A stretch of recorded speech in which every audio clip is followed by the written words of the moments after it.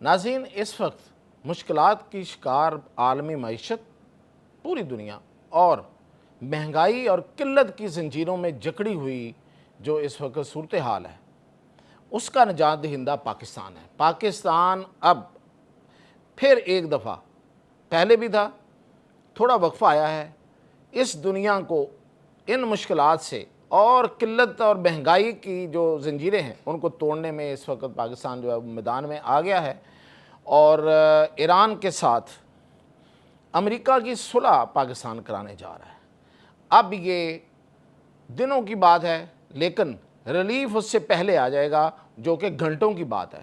کیا کیا ریلیف ملنے جا رہا ہے پوری دنیا کو، اور پھر یہ معاہدہ کہاں تک، کتنی عرصے بعد جو ہے اس پہ سائن ہونے کا امکان ہے، اور اس معاہدے میں ہے کیا، اور یہ سب کچھ کیسے ہوا، اس ساری کہانی کو میں بیان کرتا ہوں میاں طاہر۔ دیکھیں، سب سے پہلے تو پاکستان، اس جنگ کو پاکستان نے بند کروایا۔ یہ جنگ لگی ہوئی تھی، ایران پہ گولہ باری ہو رہی تھی، اور ایران اس کے جواب میں اس پورے خطے میں گولہ باری کر رہا تھا، اپنے میزائل پھینک رہا تھا، اپنے ڈرون بھیج رہا تھا، اور اس سے یہ ہوا کہ یہ خطہ تو خاص طور پہ جو مڈل ایسٹ ہے وہ تو جنگ کی لپیٹ میں آ چکا تھا۔ ان کا روز نئے سے نیا نقصان ہو رہا تھا، جانی نقصان بھی ہو رہا تھا، مالی نقصان تو بے تحاشا، جس کا ابھی تک اندازہ لگانا جو ہے وہ مشکل ہے، اس لیے کہ وہ چل رہا ہے، وہ نقصان مسلسل چل رہا ہے، وہ نقصان رکا نہیں ہے۔ اور پھر یہ کہ یہ اس جنگ کے پھیلنے کے جو امکانات بڑھتے جا رہے تھے، جو خدشات اور جو خطرات جو تھے وہ بڑھ رہے تھے، وہ اپنی جگہ پہ، اور پوری دنیا اس پہ پریشان تھی۔ کوئی ایسا ملک نہیں تھا جو اس پہ پریشان نہ ہو۔ اس وقت تو شاید صرف ایک ہی ملک تھا جو خوش تھا، وہ اسرائیل تھا، یا پھر امریکہ میں بیٹھے ہوئے کچھ عقل کے اندھے اس وقت شاید خوش تھے۔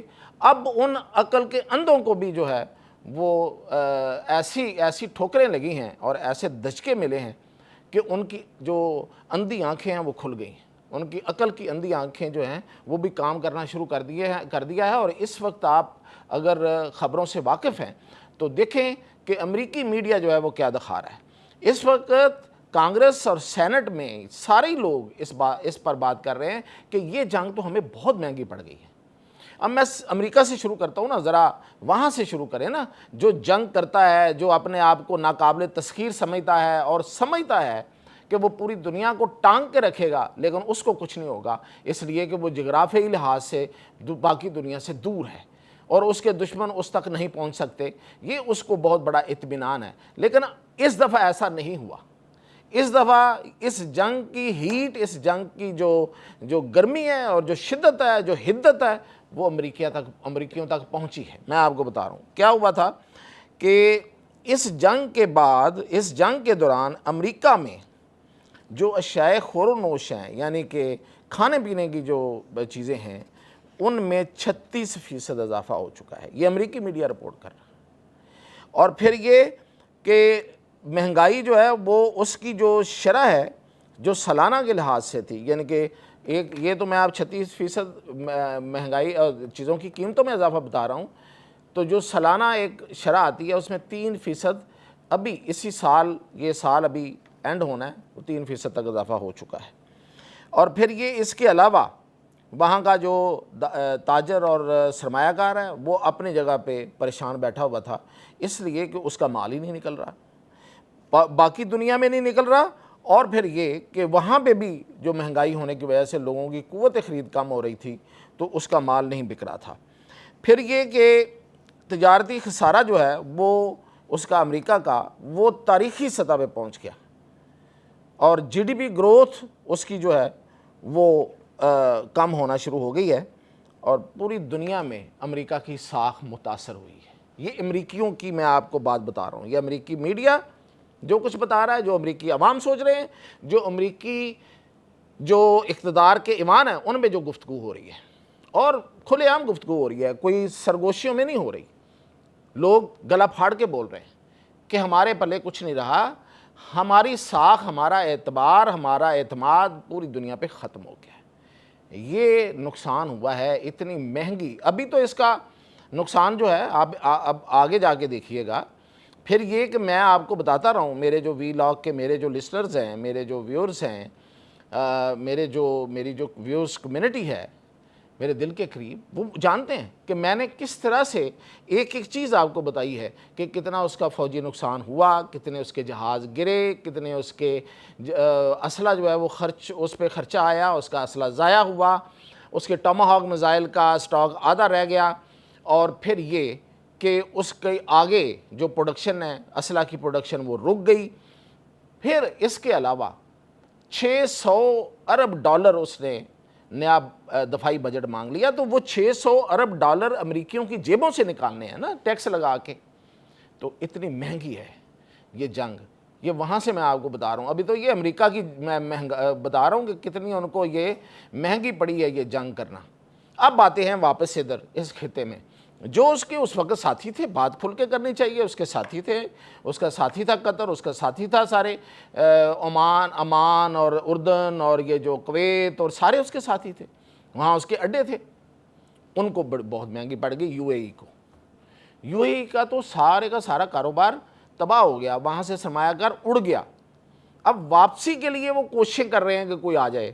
ابھی تو خیر جنگ بندی چل رہی ہے نا، ابھی تو یہ مکمل جنگ بندی ہوگی، تو پھر جو ان کو کوششیں کرنی پڑیں گی اور جو انہیں پاپڑ پیلنے پڑیں گے سرمایہ کار کو واپس لانے کے لیے، اور اپنے اعتماد اور اپنی ساکھ کو، اور جو انہوں نے ایک لوگوں کے لیے ایک دنیاوی جنت اپنی طرف سے بنا کے، تو وہ واپس لانا اس کو، وہ بڑا مشکل ہوگا ابھی تو ان کے لیے۔ تو یہ اتنا بڑا نقصان ان کا، پھر ان سب کا جو جتنا مالی نقصان ہوا ہے، انفراسٹرکچر تباہ ہو گیا ہے، اور اس کے بعد ان کا جو پروڈکشنز ہیں وہ بند ہوئیں، اور جو پھر جو وہ دنیا کو بیچتے تھے تیل، گیس، ایلومینیم اور پتہ نہیں کیا کیا، کھاد، وہ سب رک گیا۔ اب آگے کیسے بحال ہوگا؟ اس انفراسٹرکچر پہ خرچ بھی آنا ہے، اسے دوبارہ ریپیئر ہونا ہے۔ اور پھر امریکہ کا ایک نقصان تو میں آپ کو بتانے سے بھول ہی گیا کہ یہ جو اڈے تباہ ہوئے ہیں اس کے، اربوں ڈالر جس پہ لگے ہوئے تھے، اڈے تباہ ہوئے، اس کے لوگ مرے، اس کے فوجی مرے، یہ نقصان ہے۔ اتنی مہنگی جنگ، اور پھر پوری دنیا کے لیے مہنگی جنگ، یعنی کہ یہاں سے جو تیل، گیس یورپ کو جاتا تھا وہ بند ہو گیا، چین کو جاتا تھا، پاکستان، انڈیا، پورا ساؤتھ ایسٹ ایشیا سارا بند۔ مہنگائی بڑھی، لوگوں کو پیسے زیادہ خرچ کرنے پڑے، لوگوں پہ ٹیکس لگے، ہم پہ ٹیکس لگے ہوئے ہیں، پیٹرول مہنگا ہے، سب کے لیے مہنگی جنگ۔ اس مہنگی جنگ کو ختم کون کرانے جا رہا ہے؟ پہلے سیز فائر پاکستان نے کرایا، مذاکرات شروع پاکستان نے کرائے، دونوں کو ٹیبل پہ پاکستان لے کے آیا، پاکستان کے اندر۔ اور پھر ٹھیک ہے کہ کہیں کی ضد، کہیں کی انا، کہیں کا وہ جو کہتے ہیں کہ ایک غرور اور تکبر جو ہے وہ آڑے آ گیا، اور کہیں کی کچھ بیوقوفیاں بھی، یعنی کہ آپ کچھ منوانا ایسا چاہتے ہیں جو کہ نہیں آپ کو منوانا چاہیے، جو منوانا چاہیے وہ منوانا چاہیے۔ اس پر پھر میں کبھی بات کروں گا کہ وہ بیوقوفیاں کس سے ہوئی ہیں، اور کیا اب ہم دعائی کر سکتے ہیں کہ آئندہ نہ ہوں، آگے نہ ہوں۔ اب پاکستان نے اس ٹوٹے ہوئے سلسلے کو، اور جس میں پھر جو بیٹھے ہوئے تھے شے لگا کے کہ کسی وقت یہ پروسیس جو ہے وہ سلو، اور ہم چھلانگ ماریں اور اس عمل کو ختم کر دیں اور دوبارہ سے جنگ شروع کریں، وہ جو تھے وہ لگڑ بگڑ جو تھے، وہ ایک لگڑ بگڑ اسرائیل ہے اور ایک انڈیا ہے، وہ بیٹھے ہوئے تھے کہ اس کو ہم دوبارہ سے شروع کرائیں، ان کو ناکام کیا۔ بڑا کچھ کیا ہے، میں اگر گنوانے پہ آؤں تو شاید یہ آپ سنتے رہیں اور یہ بہت دور تک چلا جائے۔ اتنا پاکستان نے اتنی ایفرٹس ہیں پاکستان کی، کئی جانیں، ایک جان، یعنی کہ ویسے کتنی جانیں بچائی ہیں وہ میں آگے جا کے آپ کو بتاتا ہوں، یعنی کہ کچھ بڑی اہم شخصیات کی جانیں بچائیں، اور اس کے علاوہ پھر اس مذاکرات کے عمل کو دوبارہ سے شروع کرایا۔ اب واپس جاتے ہیں تھوڑا سا پیچھے پھر ایک دفعہ، کہ جب یہ جنگ ہو رہی تھی تو اس وقت اور کس کو بچایا؟ اب یہ جو معاملہ سیز فائر کا ہے، اس سے پہلے سعودیہ کے ساتھ ہم معاہدے میں ہیں، اور سعودیہ کو جنگ کرنے سے بچایا، سعودیہ کو جنگ حملہ کرنے سے روکا، ایران کے ساتھ کھڑا رہا۔ یہ بڑا مشکل کام ہے۔ آپ ایک طرف جنگ کو پھیلنے سے روک رہے ہیں اور مسلمان کو مسلمان سے لڑنے سے روک رہے ہیں. ایک مسلمان کو جس کے ساتھ آپ نے معاہدہ کر کے تحریر لکھ لکھا کے اس کا دست و بازو بن کے اس کے ساتھ کھڑا ہو کے اس کے ہاتھوں کو پکڑ کے اس سے آگے منت کر کے ہاتھ جوڑ کے کہہ رہے ہیں کہ نہیں یہ حملہ آپ نے نہیں کرنا. اور دوسری طرف مسلمان جو کھڑا ہے اس کے ساتھ کھڑے ہیں کہ بھئی اس پہ بھی ظلم ہو رہا ہے. یعنی کہ ایران پہ پوری طرح پاکستان کھڑا رہا اپنے مضبوط موقف کے ساتھ. پہلے دن ایک موقف اپنا لیا تھا. کوئی یہ نہیں ہے کہ کوئی معذرت خواہانہ انداز میں کوئی آگے بڑھا ہے. پاکستان نے پہلے دن اپنا ایک موقف اپنا لیا تھا کہ یہ حملہ غلط ہے. بلکہ پہلے دن سے بھی پہلے جب جنگ شروع ہوئی ہے اس سے بھی پہلے پاکستان نے کہہ دیا تھا کہ یہ حملہ ناجائز ہوگا, یہ غلط ہوگا, یہ ایران کا حق ہے توانائی کا حصول. تو اس پہ اپنا موقف اپنایا, پھر اس پہ قائم رہا, پھر اس پہ مذمت کی, پھر اقوام متحدہ ہو یا کوئی بھی فورم ہو اس پہ ڈٹ کے ایران کا ساتھ دیا. تو یہ اتنی مشکل جو ذمہ داری اور یہ جو کام کیا ہے یہ صرف پاکستان ہی کر سکتا ہے.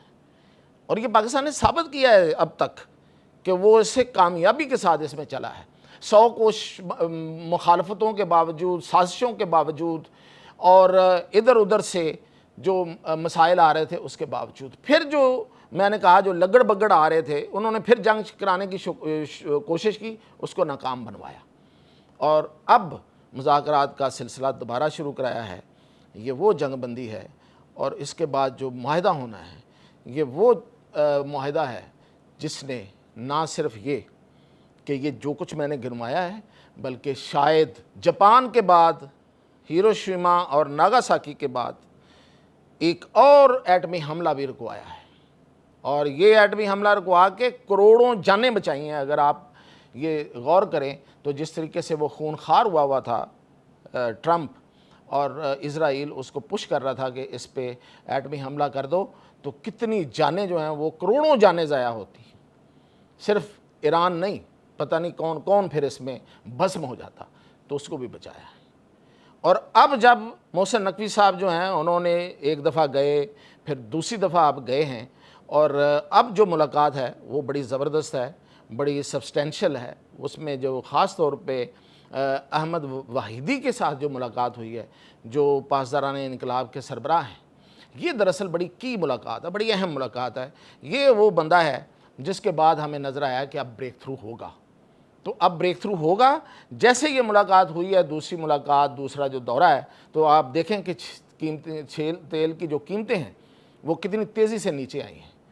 اور یہ کل تک جب ڈرافٹ کا تبادلہ ہو رہا ہوگا دونوں طرف سے جس پہ چل رہا ہے, اتفاق چل رہا ہے, تو اس میں آپ ایک واضح کمی دیکھیں گے. اور انشاءاللہ یہ عید یا عید سے پہلے یا بعد میں, زیادہ چانسز یہ ہیں کہ عید الاضحیٰ کے بعد فوری بعد جو ہے یہ مذاکرات جو ہیں وہ ہوں گے, اور اس پہ جب معاہدہ دستخط ہوں گے تو یہ قیمتیں جتنی اوپر گئی تھیں اتنی اس سے زیادہ شاید نیچے آئیں گی.